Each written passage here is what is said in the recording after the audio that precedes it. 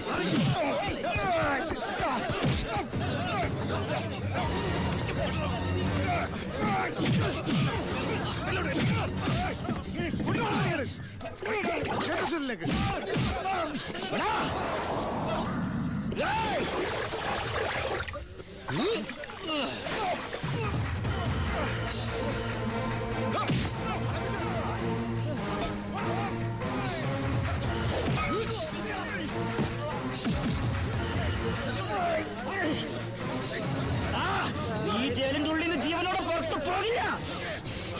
നിന്നെ കൊല്ലും ഞാൻ. നീ കരുതിയിരുന്നോ? നിന്നെ വിടില്ല, നിന്നെ വിടില്ല.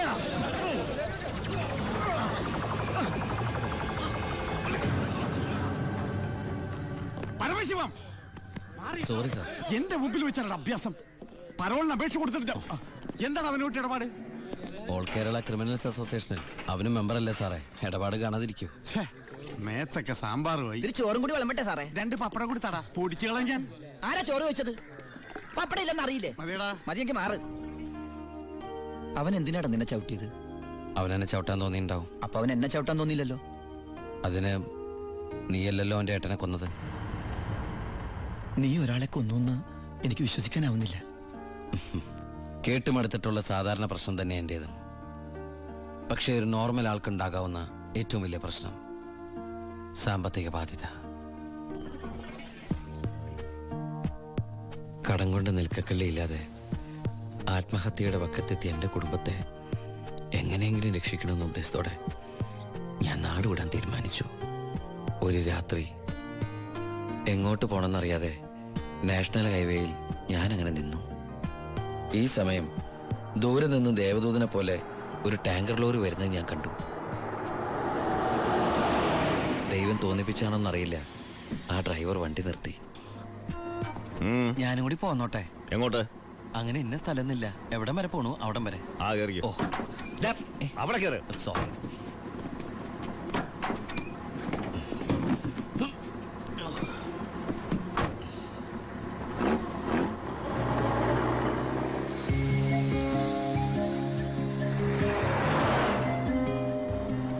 എങ്ങോട്ടാ? പോലീസ് പിടിച്ചില്ലെങ്കിൽ എത്തേണ്ടടുത്തെത്തും. പോലീസോ? അതെന്താ എന്റെ വണ്ടിയില്? സ്പിരിറ്റ്. സ്പിരിറ്റോ?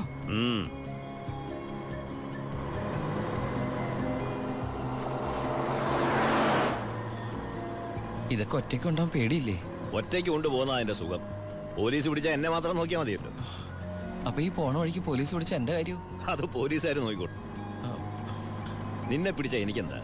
നിനക്ക് എന്നെ കുറിച്ച് ഒന്നും അറിയില്ല, എന്റെ പേര് പോലും. എന്താ ബായുടെ പേര്? അത് വേണ്ട. എന്നാലും പറ ബായ്. നീ ഇപ്പൊ എന്താ വിളിച്ചത്? ബായ്. ബായ്, അത് തന്നെ വിളിച്ചാ മതി.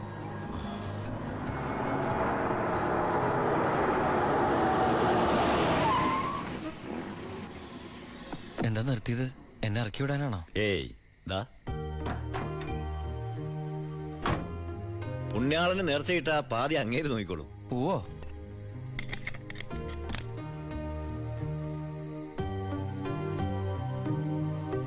എന്റെ പുണ്യാള, നേർച്ചിടാനായിട്ട് എന്റെ കയ്യിലൊന്നുമില്ല. എന്നെ മുഴുവനായിട്ട് കാത്തോളണേ.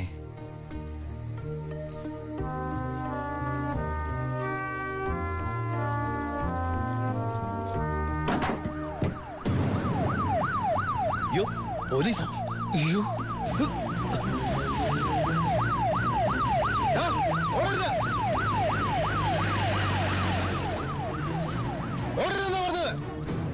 നീ എന്നതാടായി പറയുന്നത്? ലോഡ് പോലീസ് പിടിച്ചെന്നു. അതേ മുതലാളി, ഞാൻ ഓടി രക്ഷപ്പെട്ടതാ. ഇതിലെന്തോ ചതിയുണ്ട് ചേട്ടായി. കൊച്ചു മുതലാളി എന്നെ സംശയിക്കരുത്.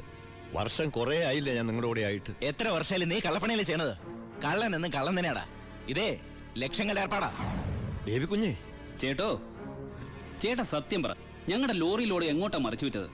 ഇയാളുടെ മോന്ത കണ്ടാലറിയാം 10 കാശ് കയ്യിൽ കിട്ടിയിട്ടുണ്ടെന്ന്. നമുക്ക് പോലീസ് പരാതിപ്പെടാൻ പറ്റില്ലല്ലോ, സംഗതി സ്പിരിറ്റ് അല്ലേ. ഇവനെ കൊണ്ട് സത്യം ഞാൻ പറയിപ്പിക്കാം. പറയടോ. ഞാൻ പറഞ്ഞത് സത്യമാ. നീ പറയില്ലല്ലേ? പറയടോ. ലോഡ് ആർക്കാ നീ മറിച്ചു വിറ്റത്? കുഞ്ഞൻ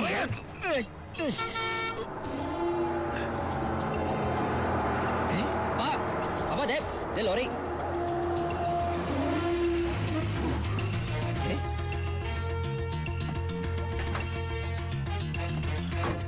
നല്ല ആളാട്ടാ.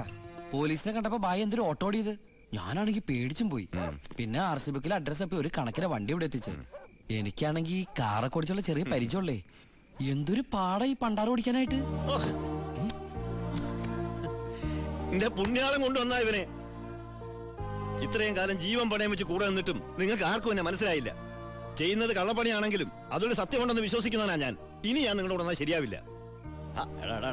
ഞാൻ പറഞ്ഞോട്ടെ. എന്നെ കൊണ്ട് കുറെ ഉണ്ടാക്കിയില്ലേ, ഇനി ഒറ്റയ്ക്ക് കൊണ്ട് ഉണ്ടാക്കിയാ മതി. എടാ ചാണ്ടിച്ച. അപ്പാ ഇയാള് പോണേ പോട്ടപ്പാ. ഇയാളെ ചത്ത നമ്മള് ബിസിനസ് ചെയ്യില്ലേ?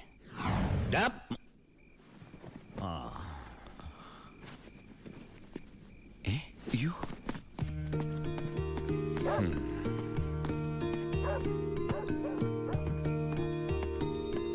നീ എങ്ങോട്ടാ?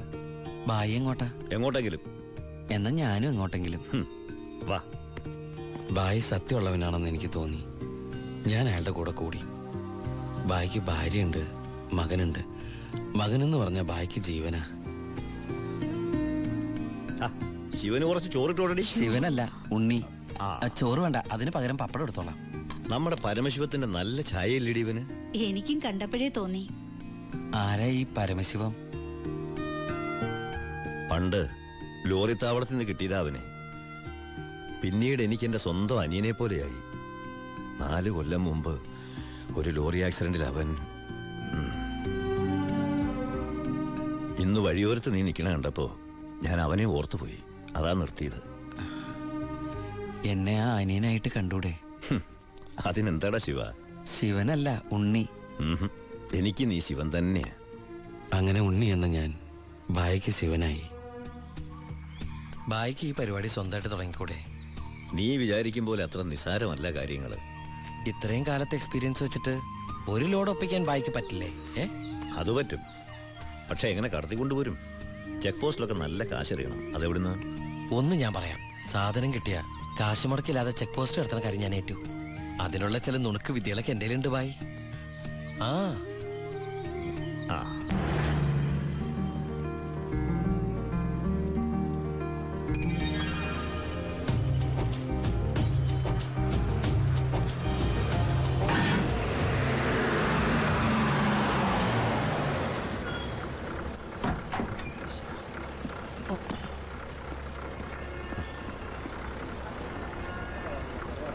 സാറേ, വണ്ടി എന്താടോ വണ്ടിയില്? ഐസാണ് സാറേ. കുറുപ്പേ കയറി പരിശോധിക്കും. സാർ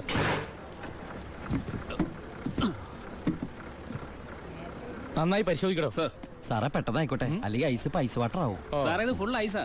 ആ അടച്ചേക്ക്. ഓ ചാടിക്കോ ചാടിക്കോ, അല്ലെങ്കിൽ ഐസാവും.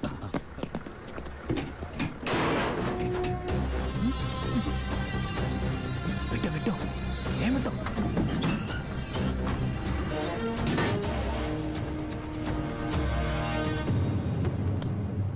പെട്ടെന്നാവട്ടെ. ശിവ. ആ ഓ എന്റെ പുണ്യാളച്ചോ, നീ ഇങ്ങ് എത്തുന്നത് വരെ ഞാൻ മുള്ളേ നിൽക്കിയായിരുന്നു. സ്പിരിറ്റ് എന്തേടാ? ദാ ഇതൊക്കെയാ. ഈ ഐസ് കിട്ടേ? ഞാൻ കാണിച്ചു തരാം.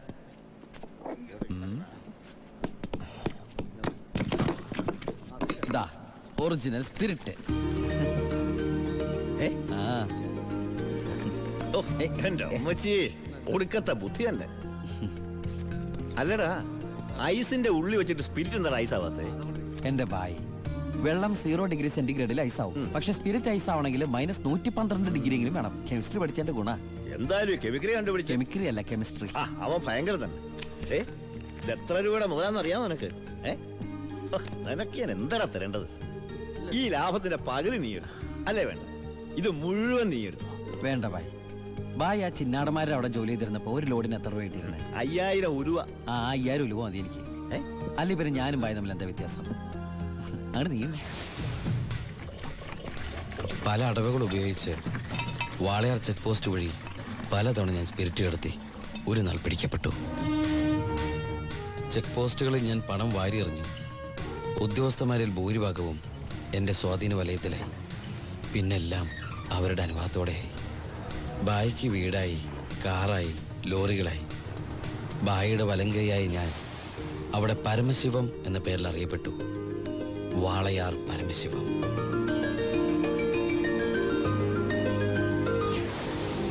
എനിക്കും സഹായികളുണ്ടായി. അച്ചായനും അച്ചുവേട്ടനും. സന്തോഷത്തിന്റെ നാളുകളായിരുന്നു പിന്നീട് അങ്ങോട്ട്.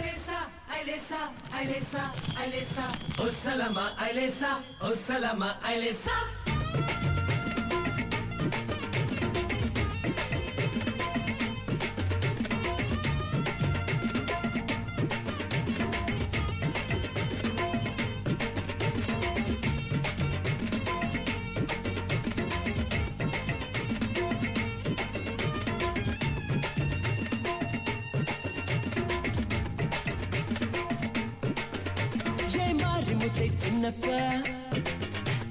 చీటెడుకట చిత్తప్ప ఏ పారు పారు పొన్నప్ప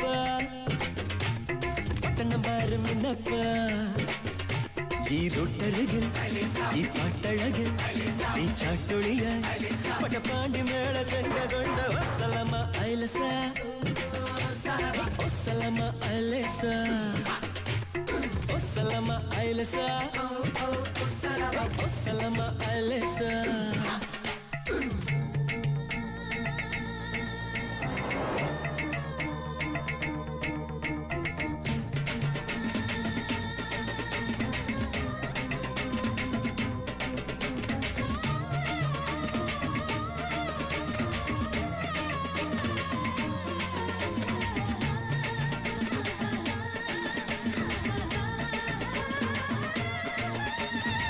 കിടിയേ സത്തം പഞ്ചക്കൊടുക്കിടിയേ മുത്തം ഇത് കാണാൻ പോല പൂരം ഇത് വാളയാറിൻ പൂരം എന്റെ നിന്ന നിന്ന നല്ല മഞ്ചൾ പോട്ട് നിന്ന് എന്റെ കരൽ മുറ്റം പൊന്ന് അത് കാണാൻ വേണം കണ്ണ് എന്നടിയെ ഒന്നെ പോലെ ആട്ടം ആടും മണ്ണ് എന്നടിയെ ഒന്നെ പോലെ ആട്ടം ആടും മണ്ണ് സലമ ഐലസ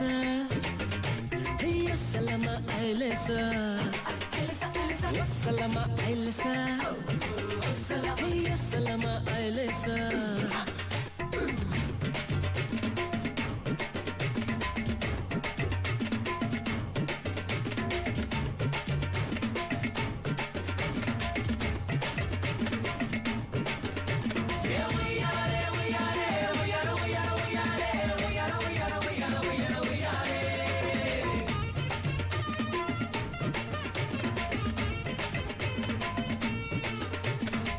കിടിയേ വട്ടം വര വര കിടിയേ വട്ടം ഇത് അമ്മൻ കോഴ തേര് നമ്മ ആസപാത്തതാറ് എന്റെ വട്ടാം പുച്ചിപ്പാറ് തപ്പ് കെട്ടാം പാടാം ചോറ് ഇത് മാട്ട് പൊങ്കൽ മാസം നല്ല മല്ലിപ്പൂവിൻ വാസം എന്നടിയെ ഒന്ന പോലെ ആട്ടവാടും മണ്ണ് എന്നടിയെ ഒന്ന പോലെ ആട്ടവാടും മണ്ണ് സലമ ഐലസ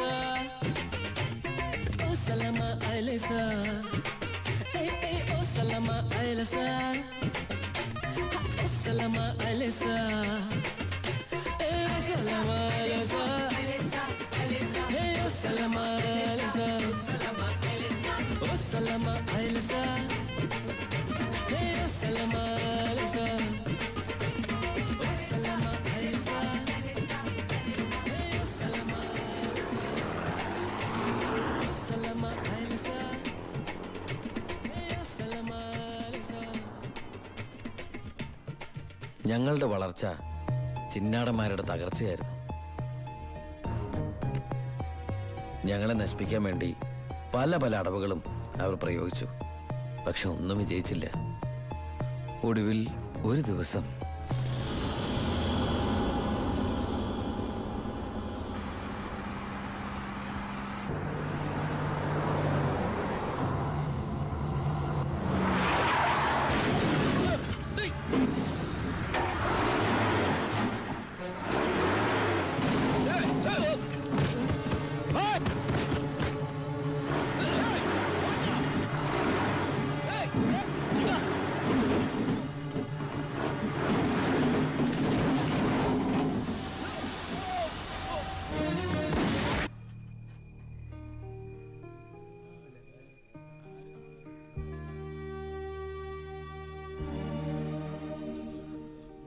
പോലീസ് കേസെടുത്തു.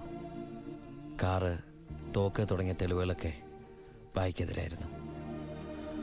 ഭായിക്ക് വേണ്ടി ഞാൻ കുറ്റേറ്റെടുത്തു. എന്തിന്? ഭായിക്ക് ഭാര്യയുണ്ട്, മകനുണ്ട്. ഞാൻ ബാച്ചിലറല്ലേ.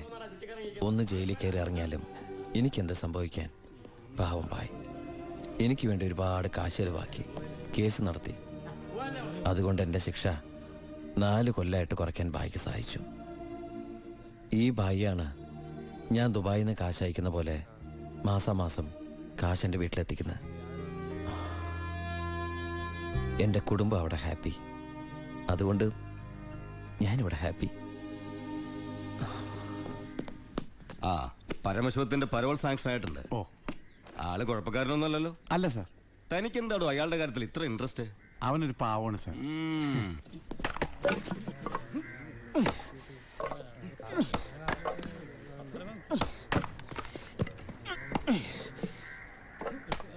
എടാ അവന്റെ ആ മസിൽ കിട്ടിയിരുന്നെങ്കിൽ ഉച്ചക്ക് ബീഫ് ഫ്രൈ ആയിട്ട് കൊടുക്കായി.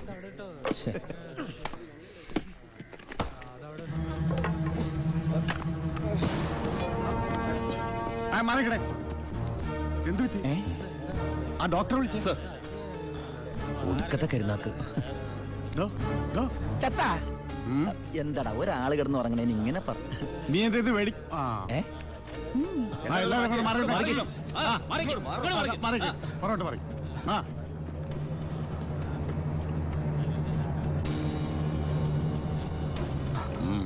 He's very serious. മെഡിക്കൽ കോളേജിലേക്ക് മാറ്റേണ്ടി വരും. Yes proceed. ഓക്കെ. മാറ്റാനൊക്കെ വരട്ടെ സാറേ. പരമശിവം പരോൾ. ചുമ്മാ ഇരി സാറേ. ദേ ഈ നിൽക്കുന്ന കൃഷ്ണേട്ടൻ കഴിഞ്ഞ ആഴ്ച ക്ഷീണം കൊണ്ട് തളർന്നു വീണപ്പോ 1 കപ്പ് വെള്ളം എടുത്ത് മോന്തക്കൊഴിച്ച് എണിപ്പിച്ചുവിടാൻ പറഞ്ഞാളെ ഈ സൂപ്രൻ സാറ്. പിന്നെ ഇവനോട് മാത്രം എന്താ എത്ര സിമ്പതി? നിങ്ങൾ ആരെങ്കിലും കാശ് വെച്ചിട്ടുണ്ടോ? വെറുതെ ഇരി സാറേ. ഇവന്റെ നാവിക്കിട്ട് ഒരു ഒറ്റ തൊഴിലെടുത്തന്റെ അപ്പ എഴുന്നോക്കോ.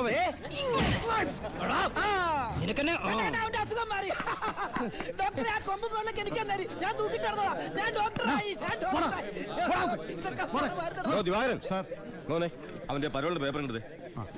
ഇവന് 14 ദിവസം വേണ്ട, 5 ദിവസം മതി. പാടോ. എടാ ചിന്നാടാ, നീ ഇവിടുന്ന് മുങ്ങിയാ പിന്നെ എന്നെ ആരാ ഇതിനകത്ത് വെച്ച് കൊല്ലുക? നീ എന്നെ കൊല്ലുന്നത് കാണാൻ കാത്തിരിക്കല്ലേ ഞാൻ. ഇവൻ എന്നെ മൂടൗട്ടാക്കി അടങ്ങുള്ളൂ. ഇപ്പൊ ജോലി എടുക്കടാ. നീ ഓർത്തോ അല്ല ഞാൻ ഡെന്റിസ്റ്റ് പല്ല് ഞാൻ എടുക്കും. നീ സൂക്ഷിച്ചോട്ടോ. ഞാനിവിടുന്ന് പുറത്തിറങ്ങിയിട്ട് വേണ്ടേ?